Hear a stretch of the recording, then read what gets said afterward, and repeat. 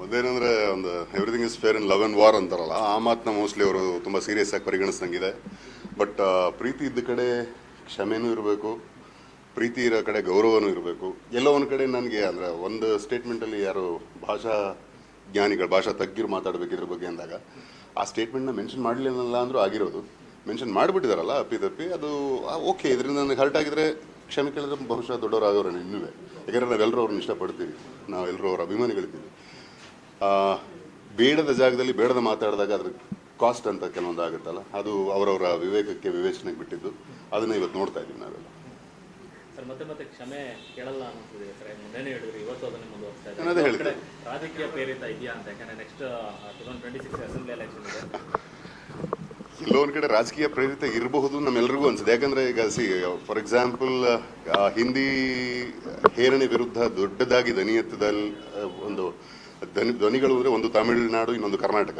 ಕರ್ನಾಟಕದಲ್ಲಿ ಇತ್ತೀಚೆಗೆ ಎಸ್ಪೆಷಲಿ ಬೆಂಗಳೂರಿನಲ್ಲಿ ನಡೀತಿರ್ತಕ್ಕಂಥ ವಿದ್ಯಮಾನಗಳಲ್ಲಿ ಹಲವಾರು ಘಟನೆಗಳನ್ನ ನೋಡ್ತಿದ್ದೀವಿ, ವಿಟ್ನೆಸ್ ಮಾಡ್ತಿದ್ದೀವಿ. ವಿನಾಕಾರಣ ಕನ್ನಡಿಗರನ್ನ ಕೆಣಕೋದು, ಕನ್ನಡದ ಅಸ್ಮಿತೆಯನ್ನು ಪ್ರಶ್ನೆ ಮಾಡೋದು, ಅಥವಾ ಕನ್ನಡದ ಸೆಂಟಿಮೆಂಟ್ನ ಹರ್ಟ್ ಮಾಡೋದು, ಇಂತಹ ಹಲವಾರು ಘಟನೆಗಳನ್ನ ನೋಡಿದ್ದೀವಿ. ಅದಕ್ಕೆ ತಕ್ಕನಾಗಿ ಶಾಸ್ತಿನೂ ಆಗಿದೆ. ಅದರ ಹಲವಾರು ಉದಾಹರಣೆಗಳು ನಮ್ಮ ಮುಂದೆ ಇದೆ. ಆ್ಯಂಡ್ ಈ ಥರ ಯಾವಾಗ ನಾವು ಒಂದು ಭಾಷೆ ಹೇರಣೆ ಮಾಡಬೇಡಿ ಅಂತ ಮಾತಾಡ್ತಿರ್ಬೇಕಾದ್ರೆ, ಅದೇ ಒಂದು ಭಾಷೆಯನ್ನು ಇಟ್ಕೊಂಡು ಒಂದು ಸಿನಿಮಾ ಪ್ರಮೋಷನ್ ಆ್ಯಕ್ಟಿವಿಟಿ ನಡಿಬೇಕಾದ್ರೆ ಒಂದು ಭಾಷೆಯ ಸೆಂಟಿಮೆಂಟ್ನ ಪ್ರಶ್ನೆ ಮಾಡೋದು ಅಥವಾ ಕೆಣಕೋದು, ಎಲ್ಲೋ ಒಂದು ಕಡೆ ಅದು ಒಳ್ಳೆಯ ವಿಲ್ಲಿಂಗ್ನೆಸ್ ಅಂತೂ ಅಲ್ಲ. ಅದು ಯಾವ ರೀತಿ ರಾಜಕೀಯ ಇದು ಪೂರಿತನೋ ಪೋಷಿತನೋ ಗೊತ್ತಿಲ್ಲ. ಬಟ್ ಆ ಒಂದು ವಿಷಯನ ತುಂಬ ಸೆನ್ಸಿಟಿವ್ ಅನ್ನೋ ವಿಷಯಗಳನ್ನ ಆ ಥರ ಒಂದು ವೇದಿಕೆಯಲ್ಲಿ ಬಳಸ್ಕೊಂಡಿದ್ದಾಗಲಿ ಅಥವಾ ಮಾತಾಡಿದಾಗಲಿ ತಪ್ಪು. ಆ್ಯಂಡ್ ನಾವು ಆಗಲೇ ಹೇಳ್ದಂಗೆ ನಾವು ಕಮಲ್ ಹಾಸನ್ ಅವ್ರನ್ನ ಅತಿಯಾಗಿ ಪ್ರೀತಿಸ್ತೀವಿ, ಅತಿಯಾಗಿ ಅಭಿಮಾನಿಸ್ತೀವಿ. ಹಾಗಂತ ಎಲ್ಲವನ್ನೂ ಒಪ್ಪಕ್ಕಾಗಲ್ಲ. ಸೊ ತಪ್ಪೇ. ಅದು ಭಾಷಾ ತಜ್ಞರು ಮಾತಾಡ್ಕೊಳ್ಳಿ ಅಂದಾಗ ಭಾಷೆ ಬಗ್ಗೆ ಮೆನ್ಷನ್ ಮಾಡದೇ ಇದ್ರು ನಡೆದಿರೋದು, ಅಲ್ಲಿ ಗೆದಿರ್ತಾ ಇದ್ರಿ ನೀವು. ಆ್ಯಂಡ್ ನಿಮ್ಮ ಸಿನಿಮಾ ನೋಡಿ ಇಷ್ಟು ವರ್ಷ ಗೆಲ್ಸ್ಕೊಂಬಂದಿದ್ದೀವಿ, ನಮ್ಮ ಮನಸ್ಸನ್ನು ನೀವು ಗೆದ್ದಿದ್ದೀರಾ ಅಂದಾಗ, ಆ್ಯಂಡ್ ಮತ್ತೆ ಇನ್ನೊಂದು ಸಿನಿಮಾ ಮೂಲಕ ನಮ್ಮನ್ನು ಸೂರೆಗೊಳ್ತೀರಿ ಅಂತ ಅಂದ್ಕೊಂಡೇ ಹೊರತು ಅಲ್ಲಿ ಭಾಷೆಯ ಅಥವಾ ಯಾವುದೋ ಒಂದು ಸೆನ್ಸಿಟಿವ್ ಇಶ್ಯೂನ ಮೆನ್ಷನ್ ಮಾಡಿ ಅದನ್ನ ಟ್ರಿಗರ್ ಮಾಡಿ ಅಥವಾ ಟಿಕಲ್ ಮಾಡುವಂಥ ನೆಸಿಟಿ ಇರಲಿಲ್ಲ. ಅದೇ ಅವರವರ ವಿವೇಚನೆ. ಪ್ರೀತಿಯನ್ನು ಪಡ್ಕೊಳ್ಳೋದು ನಮ್ಮ ಕೈಲಿದೆ, ಕಳ್ಕೊಳ್ಳೋದು ನಮ್ಮ ಕೈಲಿದೆ. ಸೊ ಕಳ್ಕೊಳ್ಳೋದು ಅವರೇ ನಿರ್ಧಾರ ಮಾಡಬೇಕು. ಪ್ರದರ್ಶನ ಮಾಡಬಾರ್ದು ಅನ್ನೋಂಥದ್ದು ಕೂಗು ಎಲ್ಲರಿಗೂ. Very simple. Cinema is a wide spread medium. ಇವತ್ತು ಡಿಜಿಟಲಿ ತುಂಬ ಫಾರ್ವರ್ಡ್ ಇದ್ದೀವಿ. ಆ್ಯಂಡ್ ಒಂದಲ್ಲ ಒಂದು ರೀತಿಯಲ್ಲಿ ಸಿನಿಮಾ ಬಂದೇ ಬರುತ್ತೆ, ತಲುಪುತ್ತೆ.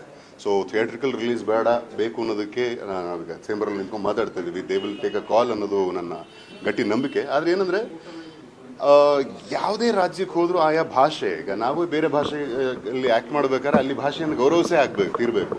ನಮ್ಗೆ ಬೇರೆ ಆಪ್ಷನ್ ಇಲ್ಲ. ಸೊ ನಾನು ಇಲ್ಲಿಂದ ಹೋದವನು ಅಂದ್ಬಿಟ್ಟು ಇಲ್ಲಿ ಆ ಮಣ್ಣಿಗೆ ಹೋಗ್ಬಿಟ್ಟು ನಮ್ಮ ಭಾಷೆ ಮಾತ್ರ ಮಾತಾಡಬೇಕು ನಾನು ಅನ್ನೋಕ್ಕಾಗಲ್ಲ. ಅಥವಾ ನಮ್ಮ ಭಾಷೆನೇ ಕಿರಿದು ಇದು ಭಾಷೆ ಅನ್ನೋದು ಪ್ರತಿಯೊಬ್ಬರಿಗೂ ತಾಯಿ ಸಮಾನ. ಸೊ ಇಲ್ಲಿ ನನ್ನ ತಾಯಿ ದೊಡ್ಡವಳು, ನಿನ್ನ ತಾಯಿ ಚಿಕ್ಕವಳು ಹೆಂಗಂತೀರಿ? ತಪ್ಪಲ್ವಾ?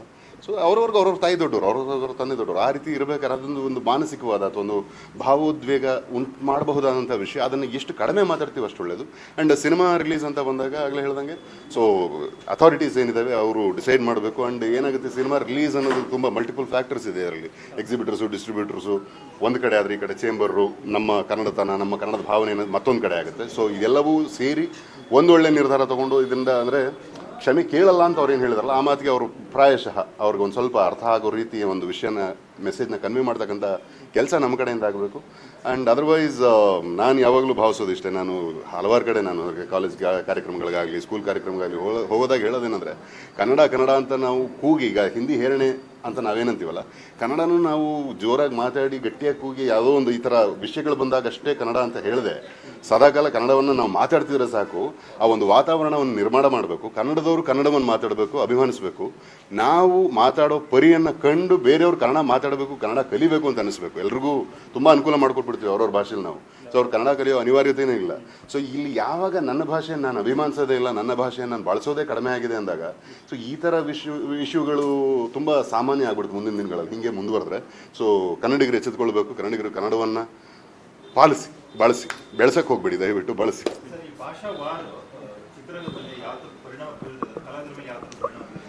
ಕಲಾವಿದರ ಮೇಲೆ ಖಂಡಿತವಾಗ್ಲೂ ಪರಿಣಾಮ ಬಿದ್ದೇ ಬೀರಿದೆ. ಯಾಕಂದರೆ ಈಗ ನಂದು ಮುಂದೆ ಒಂದು ತಮಿಳು ಸಿನಿಮಾ ರಿಲೀಸ್ ಆಗೋದಿದೆ. ನಾನು ಅಲ್ಲಿಗೆ ಹೋದಾಗ ಅಲ್ಲಿನ ತಮಿಳು ಅಂದರೆ ಯಾರಿಗೇ ಆದರೂ ಅವ್ರವ್ರ ನಟರು, ಅವ್ರವ್ರ ಭಾಷೆ ಅವ್ರವ್ರಿಗೆ ದೊಡ್ಡದಲ್ಲ. ಸೊ ಅವರು ಪ್ರಾಬಬ್ಲಿ ನನ್ನನ್ನು ಕೆಣಗ್ಬೋದು. ನನ್ನ ಮಾತಾಡೋದು. ನನ್ನ ಒಂದು ಉದಾಹರಣೆ, ನಾನು ಆ್ಯಕ್ಟ್ ಮಾಡಿರೋದ್ರಿಂದ ನನ್ನ ಸಿನಿಮಾ ರಿಲೀಸ್ಗಿರೋದ್ರಿಂದ ಹೇಳ್ತೀನಿ. ಇದೇ ರೀತಿ ನನ್ನ ಥರ ಹಲವಾರು ಜನ ಕಲಾವಿದರು, ಈಗ ಉದಾಹರಣೆಗೆ ರಜನಿಕಾಂತ್ ಅವರ ಸಿನಿಮಾನೇ ಬಂದಾಗ ಇವರು ಇದ್ರ ಬಗ್ಗೆ ಏನು ಮಾತಾಡಲಿಲ್ಲ, ಸ್ಟೇಟ್ಮೆಂಟ್ ಕೊಡಲಿಲ್ಲ ಅಂತ ಅವರು ಅಲ್ಲಿ ಮಾತಾಡ್ಬೋದು, ಲಾಬಿ ಮಾಡ್ಬೋದು. ಸೊ ಈ ಥರದ್ದು ಏನಾಗುತ್ತೆ, ಒಬ್ಬ ವ್ಯಕ್ತಿಯ ಅಷ್ಟು ವಿವೇಚನೆ ಇಲ್ಲದ ಮಾತು ಇನ್ನೊಬ್ಬರು ಅಥವಾ ಇನ್ನೂ ಹಲವಾರು ಜನರಿಗೆ ಇಂಪ್ಯಾಕ್ಟ್ ಮಾಡುವಂಥ ಒಂದು ಸಾಧ್ಯತೆ ಇರೋವಾಗ ಪ್ರತಿಯೊಬ್ಬರು ಮಾತಾಡಬೇಕಾದ್ರೆ ಜಾಗರೂಕತೆಯಿಂದ ನೋಡ್ಕೊಂಡು ಮಾತಾಡಬೇಕು. ಆ್ಯಂಡ್ ಬೆಳೆದ ಮೇಲೆ ನಾ ಏನು ಮಾಡಿದ್ರು ನಡೆಯುತ್ತೆ ಅಲ್ಲ, ಬೆಳೆದ ಮೇಲೆ ಆ್ಯಕ್ಚುಲಿ ಜಾಸ್ತಿ ತಗ್ಗಿ ಬಗ್ಗಿ ಒಂದು ನ್ಯಾಯ ವಿನಯದಿಂದ ನಡಿಬೇಕಾಗುತ್ತೆ. ಯಾಕಂದರೆ ತುಂಬ ಜನ ನಮ್ಮನ್ನು ನೋಡ್ತಾ ಇರ್ತಾರೆ, ತುಂಬ ಜನ ನಮ್ಮನ್ನು ಅನುಸರಿಸ್ತಾ ಇರ್ತಾರೆ. ನಮ್ಮ ಒಂದು ಮಾತು ಒಡಕು ಮಾಡ್ಬೋದು, ಕೆಡಕು ಮಾಡ್ಬೋದು, ಒಳಿತು ಮಾಡ್ಬೋದು. ಸೊ ಯಾವ್ದು ಮಾಡಬೇಕು ಅನ್ನೋದು ಯೋಚನೆ ವಿವೇಚನೆ ನಮಗಿರ್ಬೇಕು.